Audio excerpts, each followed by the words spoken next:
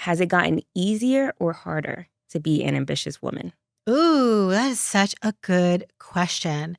I would have to say both on a certain level because when I first started my novel, I didn't really have the perspective on the era that I had when I finished the book because I was still in it. You know, what I mean, I was still kind of, I Mhm. started in the early 2000s and I was in my mid 30s. I just didn't really have the insight to analyze the era. But then when I came back to this book, you know, when I picked it back up after all of those years, because the story wouldn't leave me, and I looked at the plot again and I realized that it wasn't just about a woman who wanted to be an editor in chief. And, you know, it was really about an era that had a lot of rampant misogyny, right? And had a lot of, you know, kind of rampant sexual violence and sexual harassment. There was a lot of racism. There still is a lot of racism, but there certainly was in that era.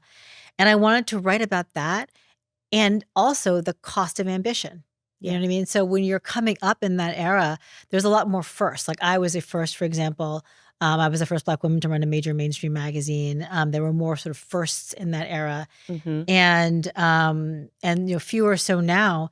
But now you know women are being pressured in a different way. You know around our ambition, around our agency, around our independence. You know what I Okay. mean? So I think it's different, but equally challenging. I think to be an Yeah. ambitious woman.